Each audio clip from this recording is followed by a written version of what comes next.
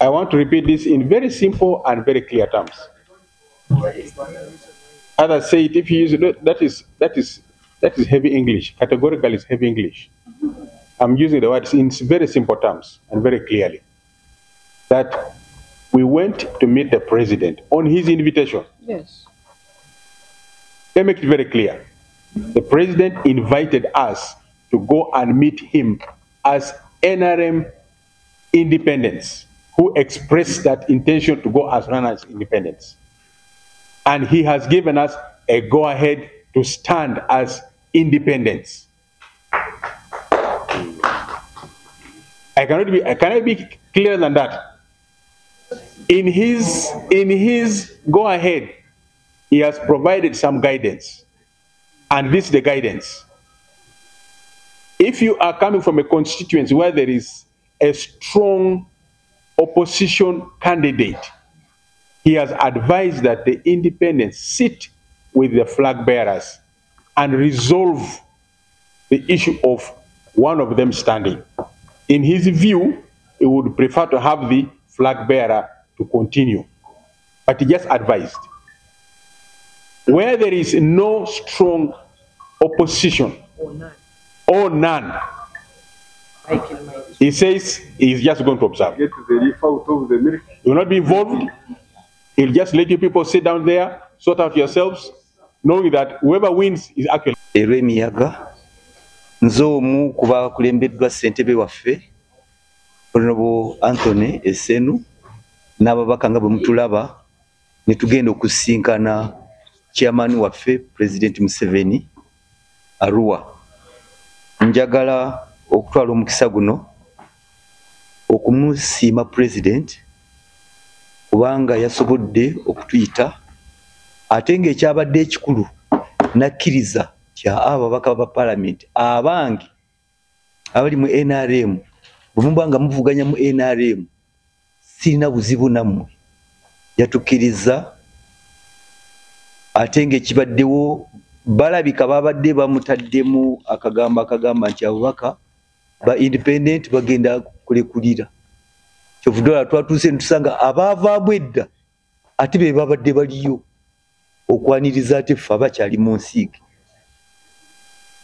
bakole omuggundu ti hayi bavuddemu naye nsiima ssentebe n'ababaka nti nno twayimiridde ate mukama waffe ne tumubuulira obuzibu bwe twasanze naye ng'ekisinga obukulu naye yennyini yakkiriza nti akalulu n'akamyufu ka NRM kali mu vulugu. Ekyo President kye yagambye nti aka NRM akamyufu kali mu vulugu era n'agamba talina buzibu nakwesimbawo kwaffe era tukakasa nti n'olukiiko lwabadde lulungi kubanga saidi eyaffe yatuwadde omukisa ssentebe n'asoma memorandum nga tugamba nti no tuli babaka abawagira movement abawagira president ye candidate waffe era tujja genda maaso tumunoonyeza obwo kakati nga tumugamba nti bano abakwagala okukwenyakwenya bakulimba abalina bendera tebalina abantu naye ffe abali wano iffe tulina abantu ekyo twakimulaze nakiraba n'agamba nti nno mbakkiriza tutambulire wamu naye ekisinga obulungi nti tugenda kubeera mu kalulu kano nga tunoonya akalulu era n'agamba nti agenda kuddayo anoonyereze ku vulugu yenna naye nsaba mbategeeze nti ekiseera kino ensonga za vulugu ffe twazimaze twazivuddemu ffe tugenda mu maaso 2026 January ng'ennaku z'omwezi 12 twamaze dda okukuba kodi kati mwe bannamawulire mutulindirire wano ku madaala ga Parliament ga tuzze okulayira kubanga twabakuttemu ne twatunuulira abaasooka okubba bendera nga tesibalina abantu naye kye mbadde mugamba ffe tuzzeeyo mu kkooti y'abantu abantu be basinga okumanya baani ababakiikirira era President yeewuunyizza nnyo lwaki ne tribunal gye yali alowooza nti neegenda kubeerawo tiyajjaamu kantu ekyomukisa nayise ne kopi eno ye kopi ya joint petition eya Ssekikubo ne Kabasi bakandidesi babiri naye ne bagigamba nti nno mugyogerere mugiwooleze mu ddakiika 2 nga n'obujulizi obuweebwayo bwowooleza omwaka omulamba bo bagamba nti babuwadde eddakiika 2 buli candidate yaweebwa eddakiika 5 ayogere. Kati n'olwekyo tuvumirira enkola eyo ey'okwenyakwenya abantu, tukakasa nti nno ffe bantu abaatumibwa abantu era tujja kwesimbawo. Tulina omukisa nti ne pulezidenti waffe yakkiriza nti tugende mu maaso, ate n'agamba n'okunoonyereza. Kati twavuddeyo na buwanguzi. Ababaka ab'ensonga tewali n'omu yavudde mu kalulu. Ababaka ab'enkizo tewali n'omu yenyenyeza, era tutegeeza bannayuganda nti mubeere bagumu. Abatambuza ebigambo ebirala bye twayogedde mu maaso ge n'abikkiriza bye bino bye tuddamu okwogera. Jangu 2026 yeffe tuli ku ballot paper. Tweyanziza mwe bannamawulire okubanga mugoberera ensonga z'abantu, ate tubakakasa nti bulijjo tujja kubeera ku ludda olutuufu olw'ebyafaayo. Abasalawo okubba bendera baziyise mu kamooli bajja kuzeezizika bazisiimuuze emmeeza. Ffe tujja kujja tulayire nga tugenda mu paalamenti. Tweyanziza nnyo, tweyanzeege. Wabula akatalekeka, eggwanga lino liri mu buzibu olw'abantu abalimba. Mwenna mwaliwo wano ku kigambo ky'okutta Ssembuusi. Pulezidenti bwe yafunye chance okumubuuza n'agamba anti baŋŋamba nti omwami oyo omuvubuka eyattibwa yali asika ku musirikale emmundu. Eggwanga lino mulisabire. Intelligence y'eggwanga nfu. Pulezidenti w'eggwanga bw'abanga tasobodde kulagibwa katambi nti baatukuba bali mu mita 20 nga bakuba abantu abatalina bweyamba, batalina kulwana kwonna, n'aba nga pulezidenti w'eggwanga akyategeezebwa nti nnooli gwe bajjako emundu baba balwanagana naye baali mu mita 2 nga batukuba amasasi ku kadaala ka NRM. Pulezidenti w'eggwanga ne bamutegeeza nti naabo baali basika ku musirikale emmundu. Lieutenant Ziwa akyali Lwemiyaga, omugenzi yafa, n'eddakiika eno takwatibwanga, emmundu temugibwangako. Kati musaasire eggwanga bwe liba terina intelligence mumanye nti liri mu nzikiza. Ono ajja kutta oli akole kyayagala nga baddeyo balimba pulezidenti. Naye yagambye nti nagenda mu maaso atandike bupya adde mwanoonyereze ku nsonga yali Lwemiyaga. Tweyanziza.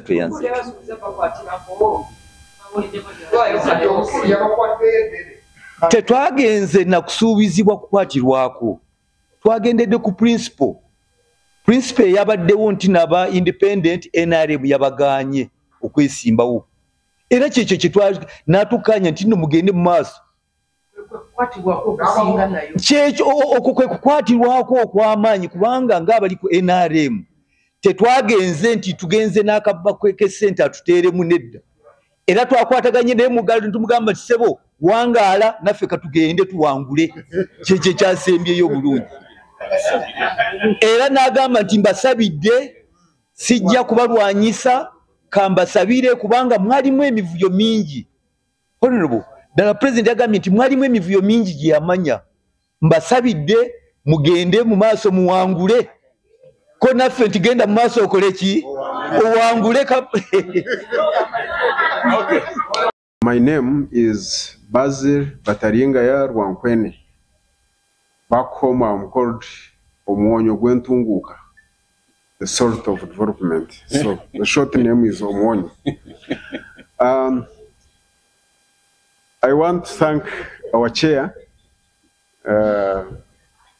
for leading us very efficiently and effectively when we traveled to Arua. Me, I had just stepped in the constituency at 5, then I saw the message and I made an about turn and came from Barara. I represent the people of Kashar North in Barara district. So I made an about turn. By 5 a.m. I was in Kampala, ready to travel to Arua. So for 2 days, I almost didn't sleep. But I had to go to Arua and witness what happens.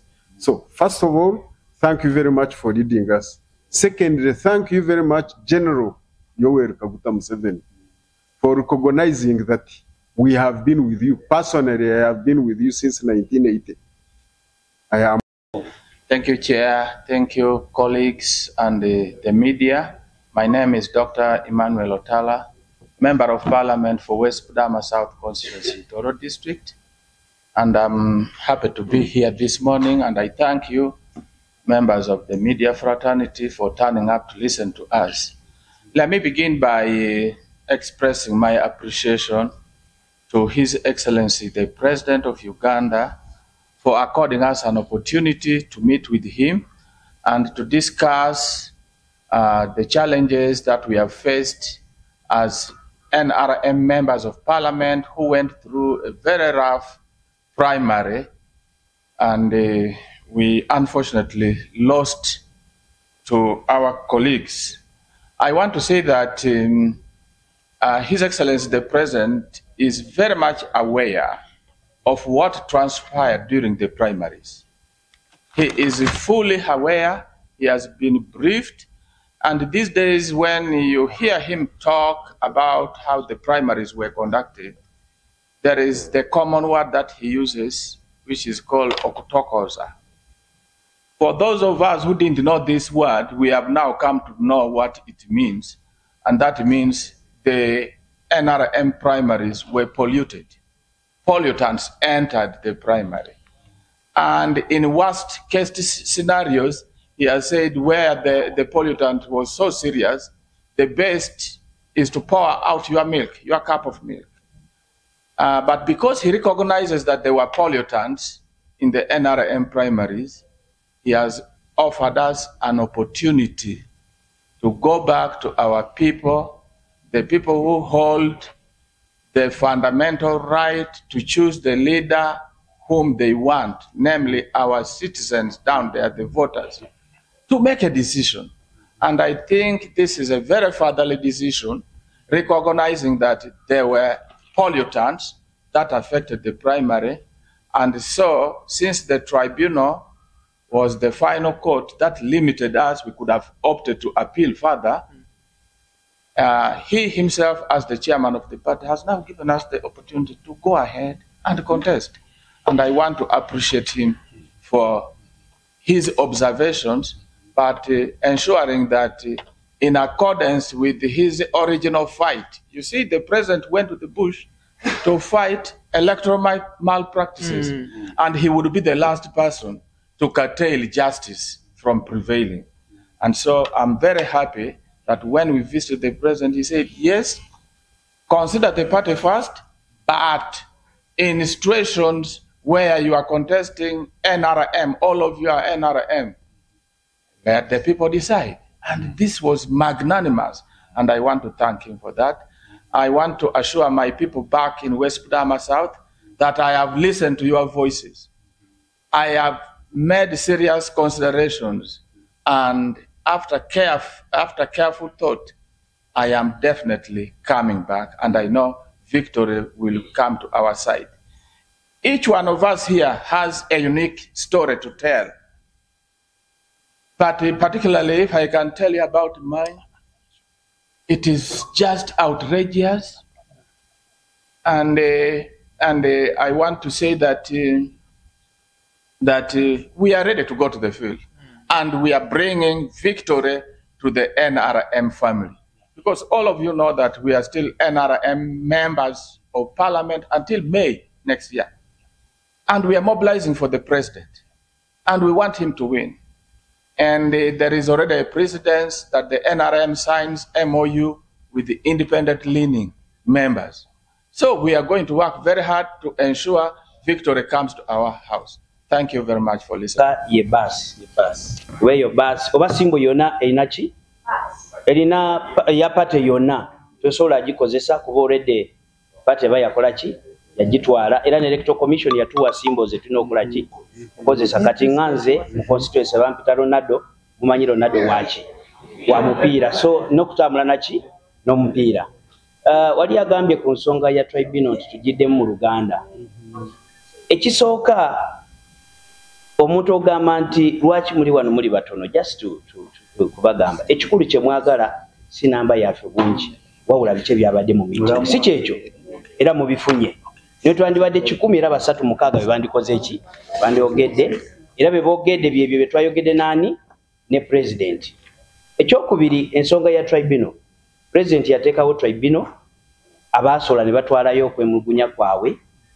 Fabala twali tumanyi nti ennaku etante zina kyesobola tukolera tusala ne tugamba nti tugenda akola ki kuteekayo era bya tribunal byagwa abantu basuubirayo ebirungi abalala ne batakola ki batabifuna kati twasazeewo nti tuddeyo mu bantu kuba tewali kooti ey'amaanyi ne pulezidenti Museveni naye akimanyi nti kooti gyalina okuddamu y'abantu okulaba ali kutalaga Uganda yonna ali kudda mu kooti yaki y'abantu so abantu bemulaba wano ffenna twasazeewo nti tuli kudda mu ki mu kooti y'abantu kuba decision ya tribunal eri final so tusobola kukola appeal against decision yaki ya tribunal so appeal yokka ogikola mu ki mu bantu ba bulijjo era gye tuzze kibuuzo ky'ogambye nti we munaaba nga ate muwanguddwa mundandayo mu kooti njagala kuddamu ekintu kimu nti ekisooka tewali agenda atuwangula kuba ffe tulina bantu tulina amaanyi gaki g'abantu kyekisooka ekyokubiri ekibuuzo ekyo njagala onoonye bafulaga bearers ab'enjawulo naddala ewange ebunyoli ogambye nti omubuuze nti Mutebula n'abakuwangudde onaagenda mu kooti oba nedda olw'ensonga nti ye alina ogenda mu kooti sinze kubanza agenda akola ki okuwangula so bamembers abali wano togenda abasangako nti bagenze mu makooti lwakuba bagenda akola ki bagenda kuwangula era kyova president yatunuliddemu n'alaba kuba president gyolaba oyo alina intelligence emuwa kino na kino kyonna yatunuliddemu n'alaba singa yali amanyi nti tuli banafu twalituuse n'atugamba kintu kimu mwebale kujja mulye ku mmere nembalagide temuda muki yanditwisa natwisa ko yandirabye tetulina mugaso naye emya fact nti yatuyise ne tugenda Arua kitegeeza tulaba ntuli muki tulina omulamwa naye ffe tulina okugamba Bannayuganda kintu kiri kimu tubeere bakakamu ffena tuli Bannayuganda ffena abantu bajja kusalawo ani omutuufu whether bye twalonda ebyafulaga byali bituufu oba nedda naye nga we tugambye omuzungu agamba we moved on twetambulire ebikwatagana n'ebyafulaga biki bye twabyerabira kati tukoze twezize ku kalulu k'abantu so in future weribeerayo dembe ly'omuntu yenna okusalawo n'agenda muki mu kooti weribanga waliwo circumstances galina n'obujulizi obumala obumutwala muki mu kooti so tusobola kubeera ne tugamba tujagenda mu kooti tetujagendayo because tetumanyi circumstances zigenda okubeerayo mu January naye at that time omuntu alina right ye kayisa malo gazetinga omuntu gundi ennaku 3 nga ziyiseewo osalawo ogenda ku petitioninga otagenda kutalinyinga ki elections so eryo